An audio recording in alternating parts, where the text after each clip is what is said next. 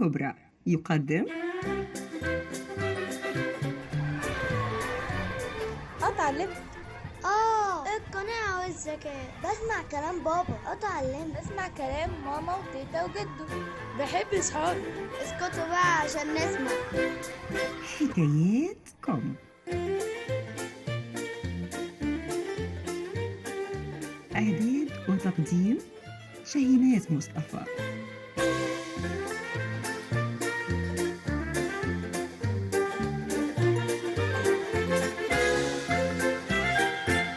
أهلا بيكم يا أصحابي وحكاية جديدة وحكاياتكم. يلا بينا نسمع سوا حكاية جديدة ومختلفة مع دكتورة حنان عبد الرازق. يلا بينا. طب يلا بينا. أصحابي الحلوين، ازيكم؟ النهاردة عايزة أحكي لكم حكاية مختلفة. عايزة أحكي لكم عن السنة البسيطة والسنة الكبيسة.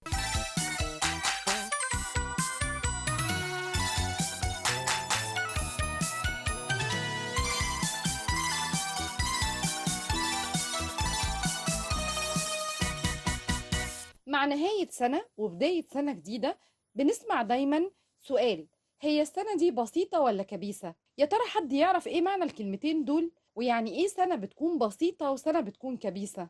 تعالوا أقول لكم الحكاية من البداية. لما تكون السنة بسيطة ده معناه إن عدد أيام السنة دي 365 يوم، وأيام شهر فبراير بتكون 28 يوم. لكن السنة الكبيسة بيكون عدد أيامها 366 يوم مش 365، وأيام شهر فبراير بتكون ساعتها 29 يوم مش 28 يوم. طب إيه السبب في كده؟ الأرض بتدور حوالين الشمس. الدوران ده هو اللي بيعمل وبيقيس الزمن بالأيام والشهور والسنوات اللي احنا عايشينها، والدوران بتاع الأرض ده حوالين الشمس اسمه الدورة الفلكية للأرض حول الشمس، وده بيستغرق 365 وربع يوم، وبيبقى اسمه السنة الشمسية. ولأن في حسابات الأيام بتاعتنا مفيش حاجة اسمها ربع يوم، هو اليوم على بعضه، ما ينفعش نعمل ربع يوم أو نص يوم في حياتنا. فبيحصل إن كل 4 سنين، يعني كل 4/4 من اللي بيتكونوا كل سنة من 365 وربع يوم،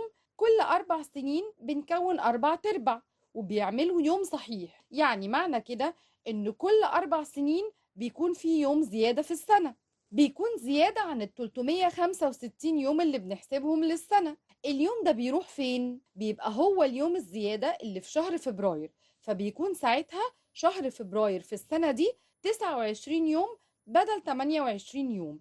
يعني كل 4 سنين فبراير بيكون 29 مش 28 يوم، وبتتسمى السنة دي ساعتها سنة كبيسة، اللي بيكون فيها فبراير 29 يوم، يعني بيكون فيها يوم زيادة عن السنوات العادية. وزي ما قلنا ده بيحصل كل 4 سنين علشان نقدر نكون يوم كامل من فرق ربع اليوم اللي بيحصل على مدار كل سنة، ونقدر نعمل يوم كامل ويكون هو ده يوم 29 فبراير. لكن في حاجة مهمة جدا، إن في السنوات المئوية يعني كل 100 سنة مش بنحسب السنة الكبيسة، بنعديها، وبيكون فبراير كل 100 سنة بيكون 28 يوم زي ما هو، ما بنحسبش السنة الكبيسة في الوقت ده. وده ليه؟ علشان التقويم يتظبط صح مع السنة الشمسية اللي هي دورة الأرض حوالين الشمس.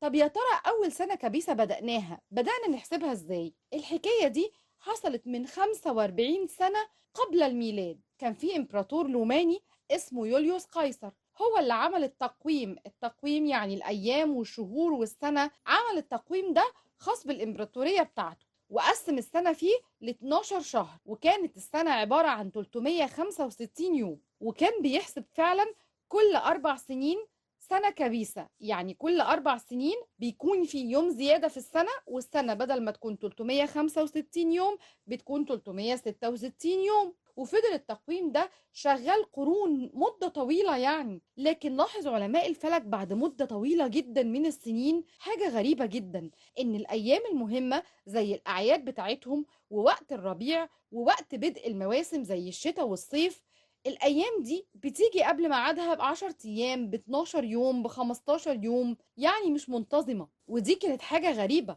المفروض إن المواعيد دي تيجي في نفس وقتها بالظبط وما تتغيرش ميعادها من سنة عن سنة، لكن هم لاحظوا إن بيبقى في فرق أيام كبيرة كل سنة في ميعاد العيد أو في بداية الموسم، يعني بداية الشتاء أو بداية الصيف. فعلماء الفلك قعدوا يفكروا ايه السبب اللي ممكن يكون عامل المشكلة دي. فحد من علماء الفلك اقترح عليهم فكرة ان كل 100 سنة نتخطى السنة الكبيسة، يعني ما نحسبهاش، يعني نقول كل 100 سنة لما تيجي سنة كبيسة نقول لا احنا هنحسبها سنة بسيطة، ويبقى فبراير ساعتها 28 يوم مش 29 يوم. ولما عملوا كده فعلا بدأت المواعيد تتظبط، الأعياد بتيجي في نفس ميعادها والمواسم بتبتدي في نفس ميعادها، يعني الشتاء بيبدأ في نفس الميعاد اللي المفروض يبدأ فيه، ونفس الحكاية بالنسبة للصيف والخريف والربيع. وبكده اتظبط التقويم بتاعنا، يعني اتظبط القياس اللي احنا بنقيس بيه الزمن، السنين، الشهور، الأيام بتاعتنا، وبقت هي دي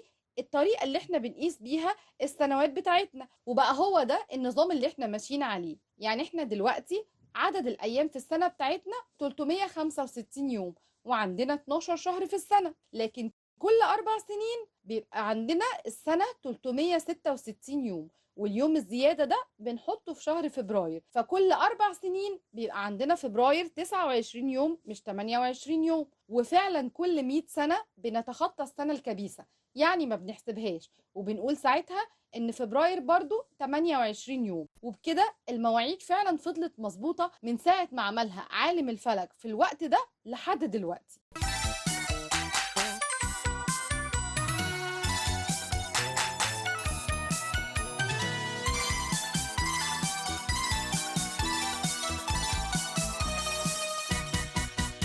وبكده بتكون خلصت حدوتتنا النهاردة، واشوفكم ان شاء الله في حدوتة جديدة في سنة جديدة.